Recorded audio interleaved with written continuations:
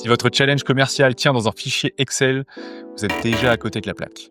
En 2025, un vrai challenge commercial, c'est une dynamique collective, un suivi en temps réel, un impact business mesurable. Pas un simple tableau qu'on met à jour tous les vendredis à 18h.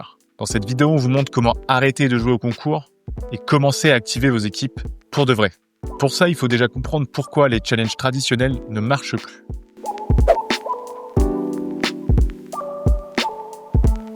La majorité des challenges commerciaux n'ont pas d'impact à long terme. Pourquoi ?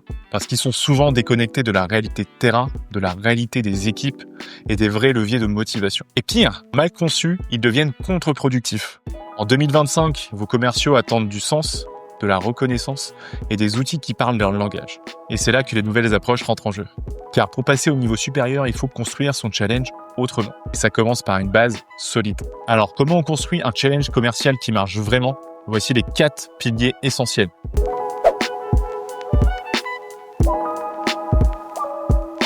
Avant de parler chiffres ou récompenses, il faut comprendre où sont les vrais leviers.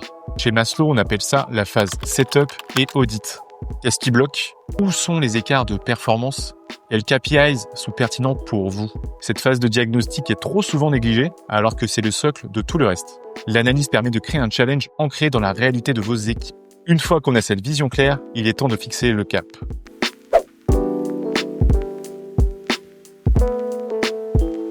Un bon challenge, c'est des règles du jeu qui sont claires. Pas de flou, pas d'objectifs irréalistes. On parle d'objectifs smart, mais aussi de mécaniques de progression.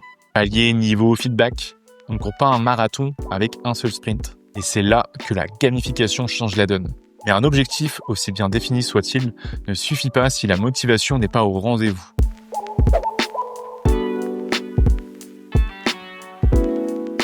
La motivation aujourd'hui, elle ne se résume pas qu'à une prime à la fin. Les commerciaux veulent du feedback, de la reconnaissance et du challenge sain. Résultat, les meilleurs dispositifs combinent plusieurs leviers. La reconnaissance symbolique, des récompenses personnalisées, de la formation en bonus, des expériences marquantes. Tout ça, ça se configure en quelques clics dans un environnement fluide pensé pour eux.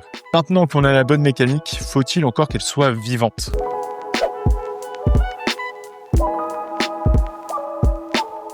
Le challenge ne peut pas vivre enfermé dans un document Excel ou dans une réunion hebdo. Il doit transpirer dans le quotidien des équipes, sur leur téléphone, dans leurs outils, dans leurs routines. Et c'est là qu'un suivi digital fait toute la différence. Suivi en live, classement dynamique, notification personnalisée.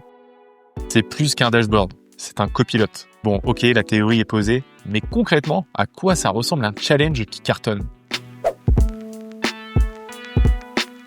Chez Maslow, on aime les défis ambitieux. Quand Renault nous a parlé de son challenge commercial pour 800 revendeurs indépendants, on a tout de suite vu le potentiel, mais aussi les freins. Chaque année, Renault organise un challenge inspiré des 24 heures du Mans, un concept puissant.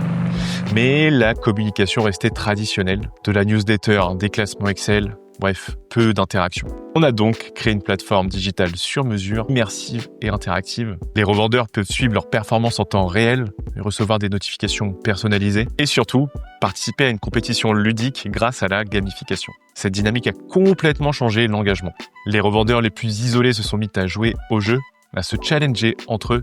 La compétition est devenue stimulante, visible et motivante. Bon, et en chiffres, ça donne quoi ? Plus de 15 000 transactions déclarées en 6 mois, un chiffre d'affaires en hausse de 25%, 684 badges distribués et un taux d'engagement record de 88%. Mieux encore, direction territoriale de Renault est devenue numéro 1 au classement national des ventes.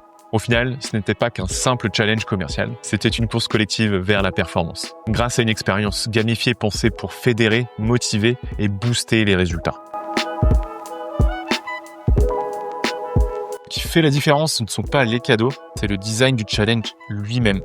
Pensez comme un levier business, et ça c'est juste le début, parce que le futur du challenge est déjà là, du challenge intelligent, fluide, intégré et connecté à la réalité RH et business. Et à ce moment-là, le challenge devient centré sur l'humain, éthique et aligné avec les enjeux RSE, et pilotable comme un levier de culture interne. En gros, plus qu'un concours de vente, c'est un catalyseur d'engagement durable. Si vous voulez que vos équipes performent, non pas à court terme, mais de manière durable, le challenge est un levier redoutable, à condition de le faire évoluer, bien sûr.